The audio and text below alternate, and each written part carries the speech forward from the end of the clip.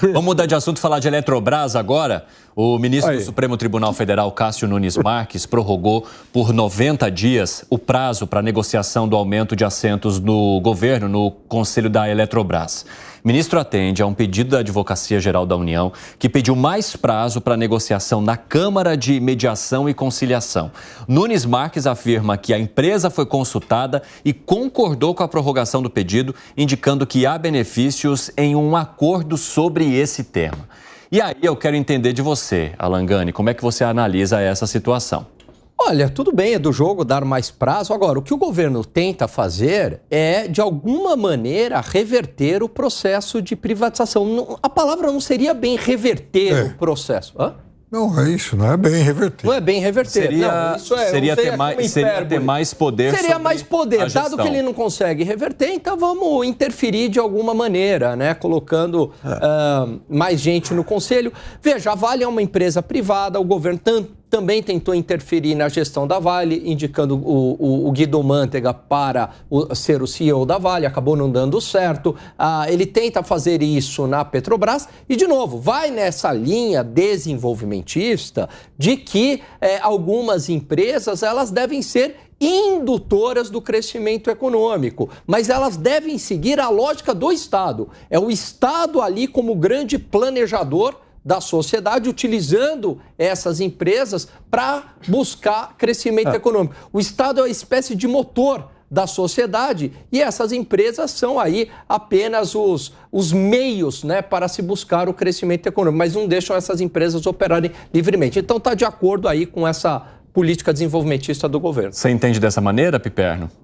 Ele já fez a correção em relação à desestatização, mas isso indicaria um controle, uma tentativa de controle maior do governo sobre a Eletrobras? Não, o governo sabe que ele não vai controlar mais a Eletrobras, que foi uma companhia privatizada. Não vai fazer isso agora. Se ele tem direito lá a assentos, obviamente ele vai ocupar isso. Também é do jogo isso, né? O que foi, Dávila? Não, a gente precisa resgatar a história. A Eletrobras foi quebrada no governo Dilma Rousseff. E rapidamente, Dávila, o pessoal da rádio está de volta e a gente está falando aqui sobre negociações que envolvem a Eletrobras, a vontade do governo em ter mais assentos na Eletrobras e de que maneira que isso está ocorrendo agora no Supremo Tribunal Federal a partir do ministro Nunes Marques. Então, vamos contar a historinha da Petrobras, da Eletrobras. A Eletrobras foi quebrada no governo Dilma. Por quê? Por uma ação voluntarista da presidente Dilma, que numa canetada derrubou a conta de energia em 20%. Isso quebrou a empresa. Virou pó. Acabou. Aí o que aconteceu? A empresa depois foi ressuscitada no governo Temer, depois no governo Bolsonaro, ficou em ordem, passou a dar lucro, finalmente foi desestatizada para entrar dinheiro privado para assumir o controle da empresa. É o governo caindo fora de uma área que, olha só, quebrou a empresa. Aí melhora, arruma o caixa, torna-se lucrativa. Realmente aí recebe recurso privado. E o governo tentou reestatizar a Eletrobras, é que o Congresso não deixou, Arthur Lira deixou claro aqui, ó, não se metam em coisas que o Congresso já decidiu. O Congresso aprovou a desestatização da Eletrobras e nós não vamos recuar nisso. Aí o governo deu uma recuada. E agora está tentando aumentar a sua influência no número de vagas no conselho da empresa. Mas, de novo, com que intenção? É ditar preço? É influenciar em controle de preço? Isso que eu estou dizendo. Se fosse assim, não, nós queremos para ajudar a investir, a fazer essa empresa se tornar uma grande empresa, não, é outra coisa. Agora, se é para usar como ferramenta política de controle de preço, é o filme que o Segre falou que acontece aqui. Ele já viu aquele filme na Argentina, já viu esse filme no Brasil também. Isso foi o que quebrou a empresa. Então, assim, precisa entender qual é a razão por trás do governo querer ter mais assento lá. É para controlar preço? É para interferir em preço? Ou é para ajudar a empresa a continuar crescendo, expandindo e gerando mais lucro? Ô, Segre, o Dávila faz uma pergunta. Com que intenção? Qual que seria a tua resposta? Para mim tem duas, pelo menos duas. A primeira é tentar colocar mais militante que não serve para nada num cargo aí que ganha muito dinheiro, porque essa é uma explicação. Quem vai?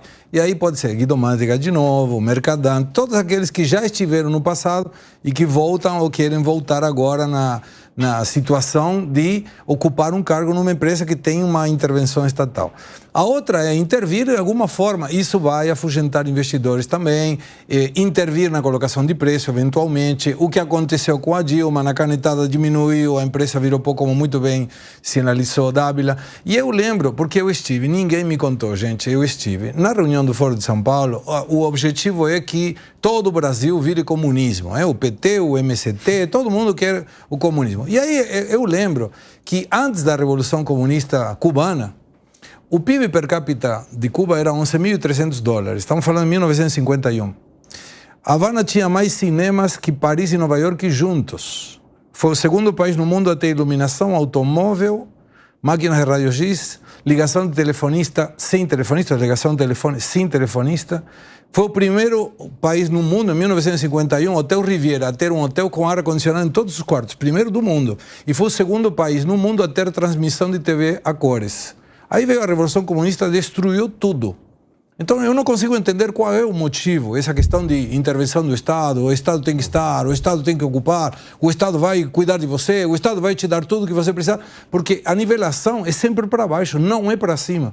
Mas é um modelo que, por algum motivo, os partidos de esquerda têm, não queremos chegar a isso. Venezuela mesmo. Teve agora uma declaração, inclusive, Piperno, deputados do PT, vários deputados do PT, assinando um apoio junto com organizações da esquerda, logicamente, brasileira, apoiando o Maduro.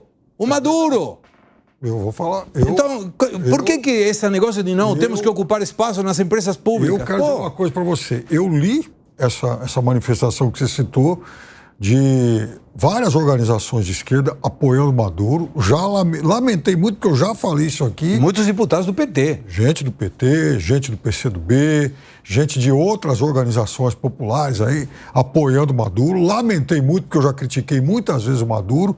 Da mesma forma que, critico o Maduro todos os dias que esse assunto vem à tona.